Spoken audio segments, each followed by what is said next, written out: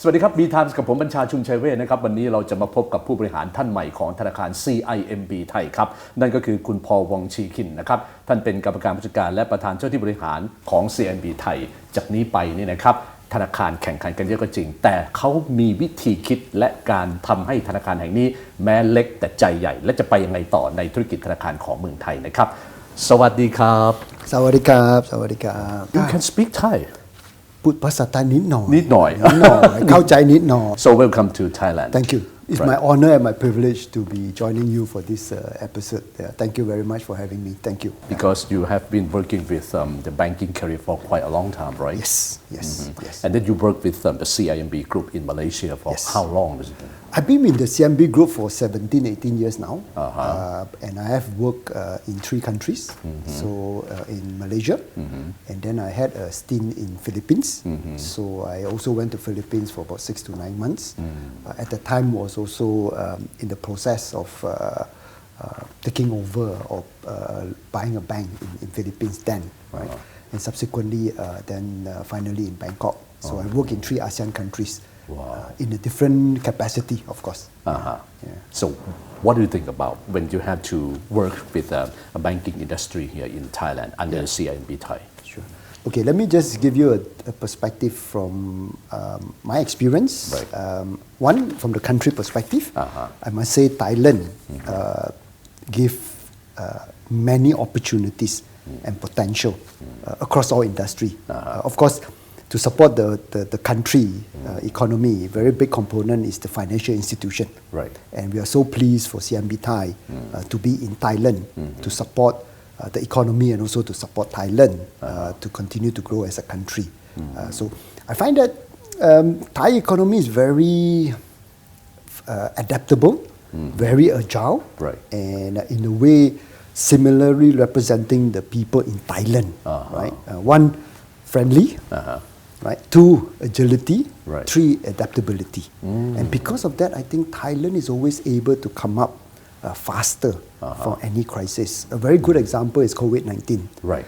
Just 25 months ago when I first arrived, there was no tuk-tuk on the road.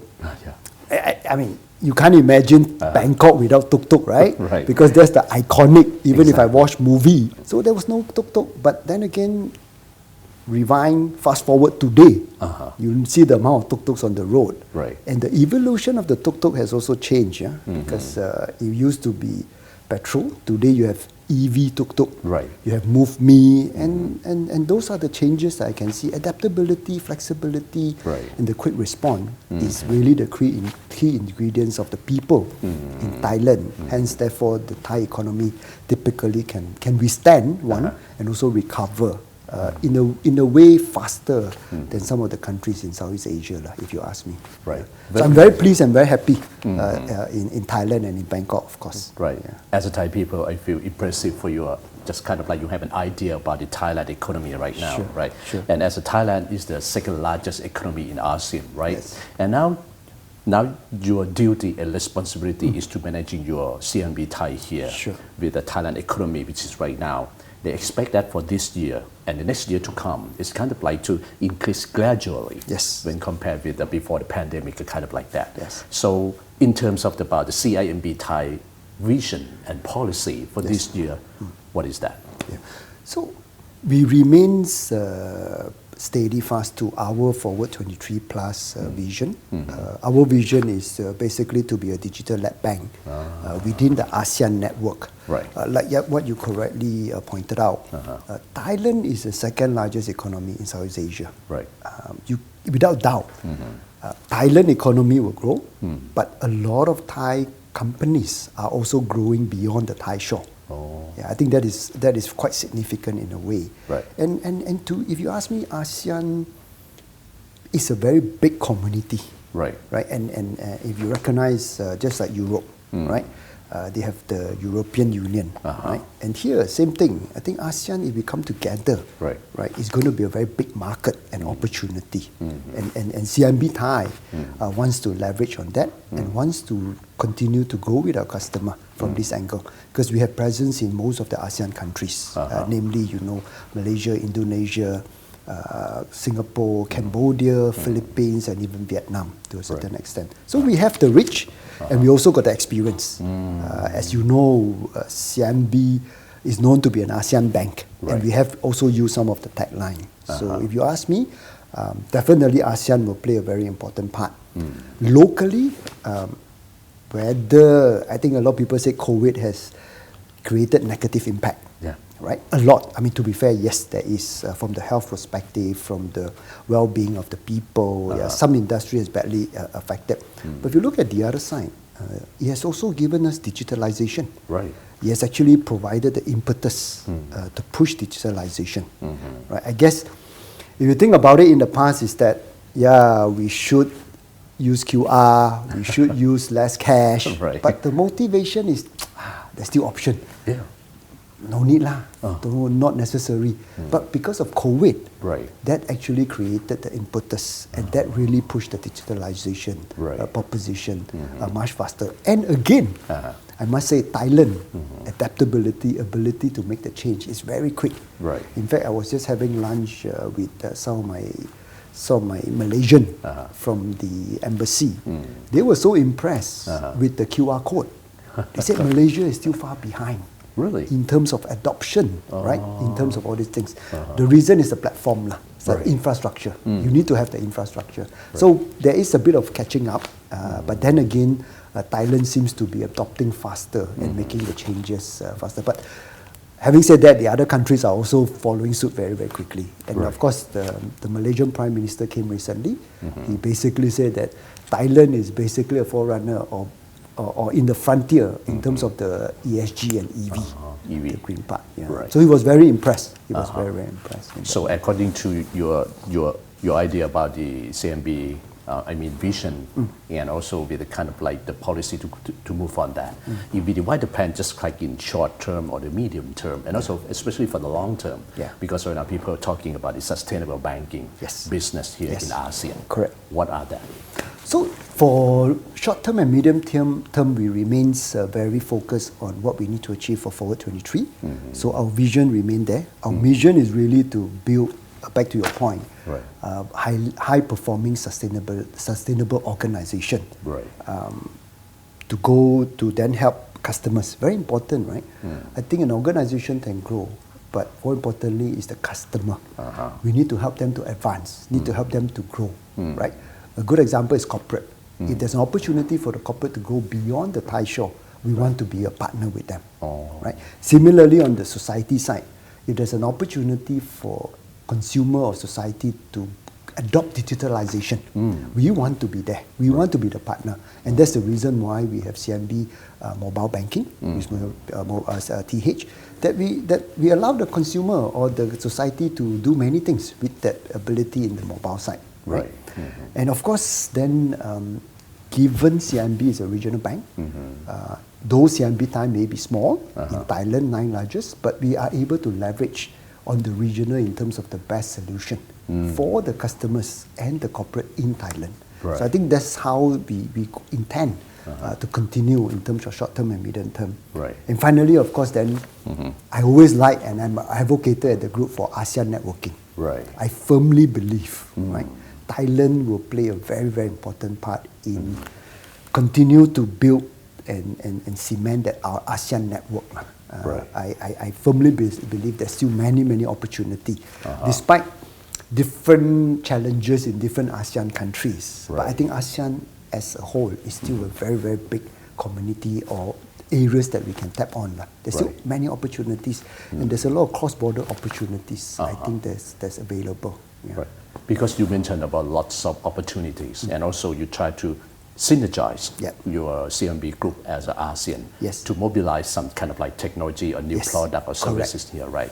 So my question is that what are the, for the essential product or services from CIMB Thai that you're going to bring along here in the Thai market?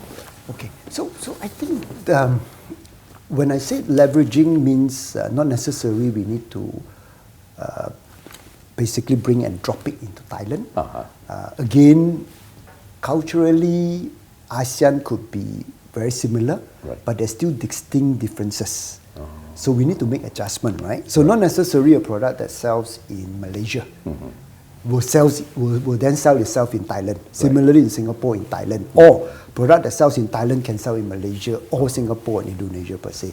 More about looking at what are the key benefits, what are the key features, what are the key USP that we can use in Thailand, and then basically customize it a bit, localize it a bit, and then offer to the respective customer base in Thailand. I see. So there's still customization because again in ASEAN the development of the countries are very different, very very different. So again you have different pockets, right?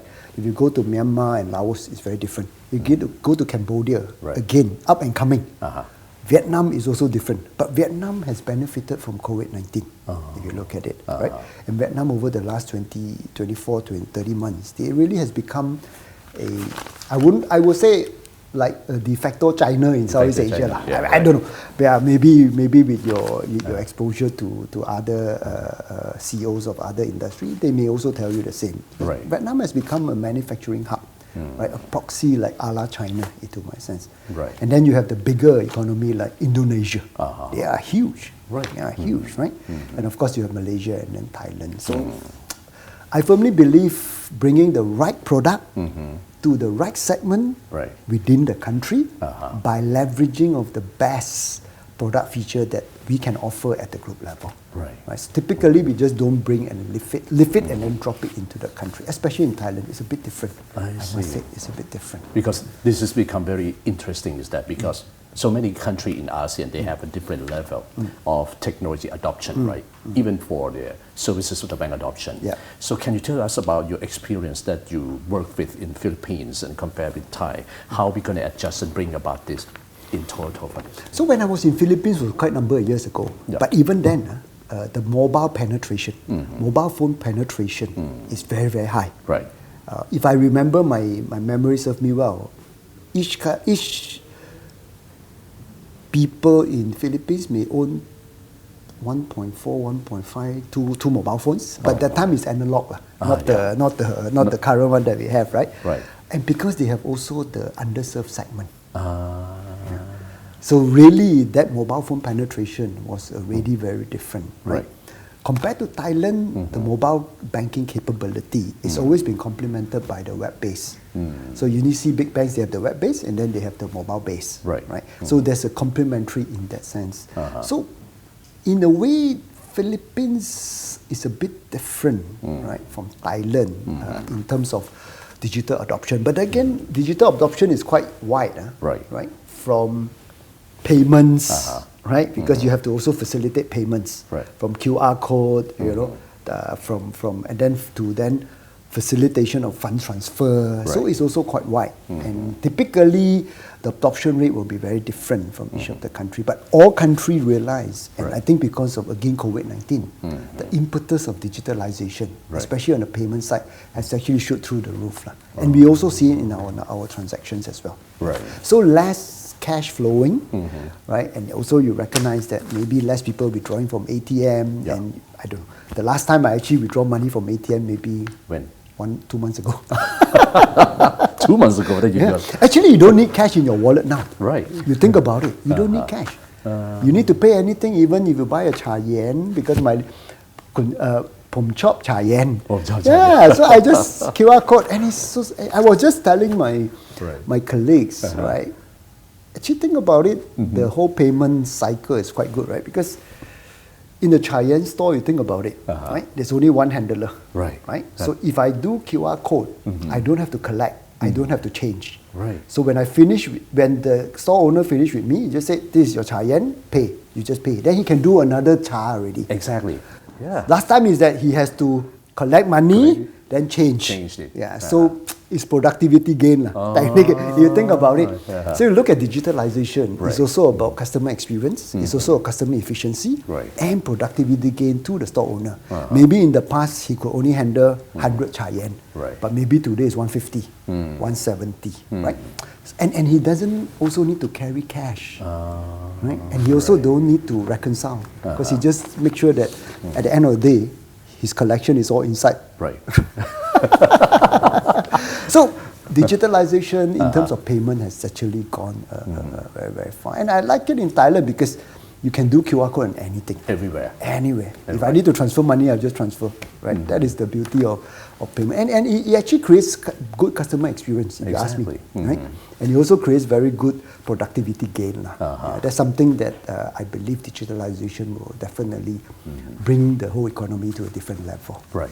And you know, in the past, it's still quite prominent in Thailand is the check issuance. Right, check issuance. Yeah. Check issuance, the cost opportunity is very, very high. Right. Because when you issue a check, you go through the bank system. Right. You need to process. You need to go through the system. And then if it's a good check, definitely it will be credited. If it's not a good check, sometimes you know our handwriting is so poor. Exactly. You need to call and confirm. So Make sure this is my license. These are all additional process built in place, right? So this also, there are opportunity costs in processing a check. Right. So a lot of countries has imposed, like in Malaysia, we used to be 50 cents, I think it's $1 for processing a check now. Wow, that's true. Actually, the cost of processing a check is far more than that 1 ringgit. Right. Because you keep mentioning about use of the digitalization. But when we talk about the business of the banking, in the past we have about wholesale, retail. Yes. Of course, we have about the wealth management, kind of like this. Yes. Even we have about the end consumer business of the banking. So how are you going to utilize this, cover in each of the segment of that? And what is your essential market prioritize first in that? Okay. So in CIMB Thai, again, dovetailing into Forward 23 Plus, Right. We are very clear in our strategy. Therefore, we are very clear in our focus. So there are 3 areas that we're focusing. One is definitely the consumer. Right. You definitely need to serve the society. The second one is basically the wholesale banking, right? Which is, I mentioned, the corporates. Right. Right. And finally, CIMB Group has been known to be very strong in the treasury market. So that's also another area that we focus quite significantly in Thailand. So let me go back to consumer. Right. So consumer, they are still hybrid model, if I can say. So we have the brick and mortar, which I'm still doing the 2-wheelers and the 4-wheelers financing. So that's very brick and mortar. Then on the banking side, on the retail side, we still have branches. We still have 50 over branches, but complemented by the digitalization. So we have the mobile TH or the CIMB Thai TH, mobile banking. And in each of these segments, the digitalization adoption is definitely led by the retail banking side. Right? For the 2-wheelers and 4-wheelers, we are also looking into digitalization. Again, going back to the experiences. But these 2 businesses, if you look at it, is also very different. Right? Because you still have the intermediary, which is the car dealer. Yes. Right? And the motorbike dealer. Right. So when you do digitalization, it's no longer end-to-end. You also need to convince the intermediary, the dealers. So it's a bit more complicated. Whereas if it's pure C2C, customer to customer, is easier. Because all I need to do is to convince you. Anyway, the impetus is there already. Whereas the dealer, sometimes it may take some time. Right? So you have 3 parties, right? Us, the dealers, and the customer. So, but then again, we are designing. We are looking into digitalization. So the degree of digitalization in these businesses are very, very different. Right? And also, we use digitalization to reach out to retail customers on the wealth management space. As you know, we are, and together with, all the other banks, everybody is doubling down on wealth management. Exactly. So no difference, we are also doubling down on wealth management. Then I guess the delivery is 2-pronged. We have the high touch, which I call the higher ticket sizes. We have the branch recalibrated. Used to be very transactional, but today is more about advisory, high touch, able to reach out to the customer, talk to the customer, advise the customer. In situation like over the last couple of days, it's quite volatile with the SVB issue, right? So then we want to reach out to the customer and give them assurance, talk to them. And Doctor will be a very good spokesperson he has been a very good spokesperson for CIMB Thai. So we do reach out. So advisory comes into play. Transactional becomes, I would say by the way, it becomes lesser of the usage of the branches. Then the other part is where we use the digital to reach out to maybe fresh graduate, just starting up, or just joining the workforce, want to invest, right? But don't want to see any RMs or whatever, so they want to try themselves. And you know, now the younger generation, right? Right. Everything is DIY. I want to try myself. I have the knowledge, which Right. is to be fair to them, they are right. Because if you look at us, at least for me, Yeah. when in the past when I want to look for knowledge, Right. I will definitely ask somebody, and then somebody will ask somebody. And if I don't know whether you remember, we used to have dictionary. I don't know too. I You don't know must be very young. You're only 21. Maybe I in the university that I use a dictionary in the text big text like Correct. this. But Yeah. so far I didn't see that. You look at the young generation, anything you just say, okay, Google. That's it. Yeah. Like my 3 kids, Dad, don't worry. What we have experienced or know for the last 30 years, I know in milliseconds. Right. You just tell me what you want to know, I check for you. So the DIY, digitalization complements the DIY requirement. Because to them is that knowledge is at the fingertips. Right. But for us, knowledge was never in our fingertips. We rely on somebody rely on somebody, and then, so it's never widely available. But Right. today is milliseconds, anything you do. Right? So I think that's something that we need to respond to, and that's where digitalization does come in. Because for them is, I want to invest, and yet I can find the information, Right. and if it's the right product, right bank, of course we also need to make sure that our customer delivery is good, Right. And of course the end-to-end process is good. Therefore we can attract. These are the generation that we need to serve. Right. Complemented by the higher net worth or higher ticket sizes customer. So we basically still do both. Right? Yeah. And of course we serve them differently, the value proposition differently, and sometimes the product customization is also a bit different. Right. Yeah. So of course that you have to set about your target Yes. and your achievement on that target. Yeah. So what do you have in terms of the plan that you want to achieve your target, maybe the next couple of years according to your plan, your target and your strategy, how you're going to execute and carry on to achieve that? Yeah. So we have firmly embedded our target under the Forward 23 Plus. Yeah. And the again is return of equity to our shareholder. That's very important. Of course, we will never forget our customer because it's our customer, our partners, our vendor, right? And that will help us to working together. Again, it's a partnership, right? Working together, we will set our agenda. So our plan is to basically deliver back to the shareholder. Right. So we're thinking a return on equity closer to the double digit. Yeah. So by 2024, which is the end of Forward 23 Plus, we hope to deliver very close to a double digit ROE. Right. Good news is that we are now, in fact, at the middle checkpoint. We are at the right trajectory, Right. Very much heading to the right direction. Cautiously optimistic, given the volatility in the market, right? And behind my mind is still the COVID. Is it coming back? Is it not coming back? Yeah. Ukraine, Russia, right? Potentially, could there be China, Taiwan? I don't know. Right. So cautiously optimistic. We are heading towards a very close to a double-digit ROE. I see. But we're working towards that, and it's the right trending. Right. But of course, you have to face with competition. Inevitable. Inevitable. But how you can adjust that? Yeah. I mean, because you have so many advantages on that. Sure. And you find out about Thai economy is very agile, Yes. adaptable to that. Yes. Does these two factors will help you achieve your target among the competition? Yes. Okay. So competition is inevitable, right? But what makes the difference, I always tell the team, is a couple of things, right? One, CIMB Thai is part of a bigger group called CIMB Group, where we have presence in the ASEAN network. That's a very, very powerful proposition, Right. So we should view CIMB Thai as a bank that you can grow, not only in Thailand, but also beyond Thailand. Number two, where is very important, of course, is the customer delivery. Right? We have improved in terms of our Net Promoter Score, which is measuring the customer satisfaction with us. Right. We have actually improved quite significantly. Of course, customer expectation will always increase, so we have to run even faster. Right. So there are some areas that we're still working on, but we very well know that customer experience, customer delivery is very important. And the third part, it goes back to very fundamental, And the customer delivery is not only for customers, Right. it's also to our partners, Oh, to your our partner. vendors, on the rest. So everybody. Every And the final part is actually the people people.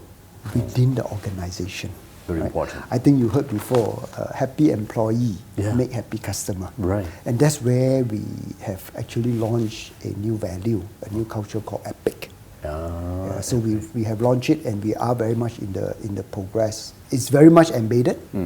People are aware. Right. It's now currently how to basically institutionalize EPIC. Actually is pretty simple, Yeah. but you just have to making sure that it's embedded and institutionalized. So EPIC means one is enabling talent. In any competition, right, you need talent. What differentiates is really the people that you have, Right. for now and also the future. So we're also building we have a proper succession planning framework, which is very important. It's not only for today, but it's also for sustainability of CIMB Thai in the future. So enabling talent is one. I will skip P first because P to me is the most important, right? I is integrity and accountability. In banking, you cannot run away, Yeah. right? You must be accountable and you must have high integrity because customer put the money with you, customer trusts you. Right. C, collaboration. That goes back to my whole point number one about CIMB Thai as part of the group. Right. We collaborate very well, not only within CIMB Thai, across all divisions. If you know, Treasury does produce product for our retail side. Similarly, corporate banking and all the rest, right? So there's a lot of synergy, Right. which makes it different. Because when I see a customer, I don't see a customer as if I'm seeing you for corporate requirement. I'm seeing you for retail. I'm also potentially could see you for treasury and market requirement. Right. So it's like one bank that you can talk about many things. Right? So that's where I think that's where the collaboration. And also after that, if you want to go beyond Thailand, that's where we have the group to support you as well. So that's where the collaboration comes in. And of course, finally, any organization, you need to focus on customer centricity. Of course. That's very important because when the customer is happy, they refer customers. When the customer is not happy, Right. they go off. Right. And the worst thing is that they go off quietly and then tell their relative or tell their then you suddenly, oh, what happened to us? Right? And the P is really the passion Right. to do anything in any competition. You know very well in competition, Right. in races, there will be competition. Exactly. But the outcome or the winner is always the one that has the passion, right? Maybe not the first race, Right. maybe the second race, maybe the third race, Right. but ultimately we will still come out, right? So I think passion is something that we're built into CIMB Thai as well. Right. And that differentiate CIMB Thai from the competition. Because to me, product can be replicated. Interest rate, today I can raise, tomorrow I can drop. Any organization can follow. Right. But what makes the difference is the softer part, right? And all these values are very important. Right. And that's helping us to differentiate Right. in that sense. But I know we can't sit still. Yeah. We can't stand still. We always continue to bring up the level. Right. So EPIC will be the main driver in ensuring that we remain competitive. But having said that, we also must make sure that we always have respect for the people, not only within but also our customers. Right. So that's very, very important as a culture. Wow, it's very interesting and very passive on that because we have a passion to see about the banking industry, try to give about all the stakeholder become very happy, just kind of that. But for one thing, it's about ESG. Yes. This has become kind of like a long-term goal Yes. for for the corporate, even for the banking system. Yes. What about this? No, ESG has, I won't say long term, it's now. Now? It's now. Oh. And in fact, for CIMB Group, we have actually adopted ESG about 2-3 years ago. If you look at our CIMB Group, we are DGSI certified. In fact, last year we went up in terms of the ranking. Right. CIMB Thai, being part of the group, has also put a lot of emphasis. I used to have what I call part-time ESG. Very family. Part-time or we call it dual role, right? But last year we set up a dedicated unit under the CEO office and strategy to basically drive ESG. Really? Yeah. So we have come a long way, and in fact, in this year's annual report, we will have one report that actually showcases all our ESG activities. ESG is very, very important. We have to act now, and the theme for CIMB Thai is really thank you from tomorrow. Right. Because what we are doing today is actually for tomorrow. It's for the next generation. Because it's important to understand that. And we spend a lot of time. So we understand the 4 pillars. And we have also done a lot, not only from the customer's perspective. We have also issued GSIF, right, sustainability linked loan.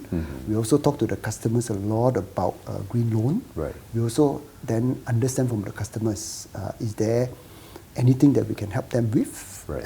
And at the same time, within the organization, right, we also have been very conscious and very mindful of sustainability.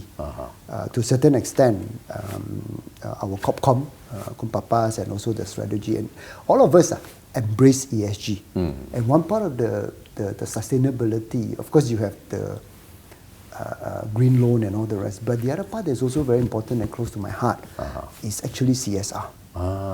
Right. So CSR is really about giving back to the society, Right. and it's actually just giving back to the community, right? I think any organization is always revenue focused, but to me, definitely you have to do that because you have the stakeholder and the shareholders, right?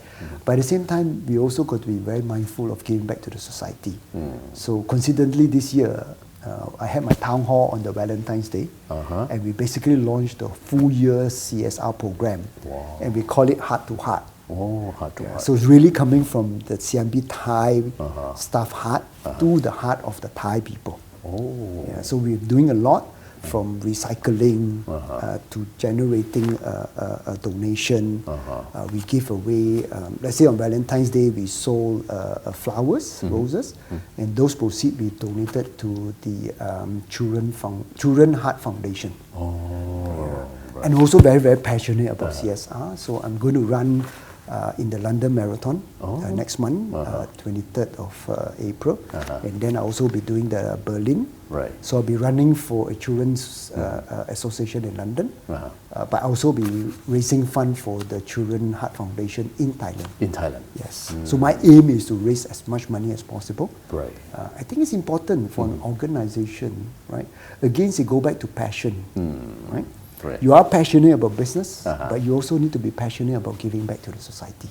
Right. Because no organization, no staff will be there if you don't go back to the community. Because the community does support you, right? Right. And we have done a lot actually in CIMB. We have done to sponsor schools, we built library, we even some of the old furnitures that we have actually fully depreciated, we actually donated. And only early this year, some of the bank cars, right? It's old, but it's still usable. Right. So what we did is that we refurbished, we reserviced the car, and we donated to the hospital.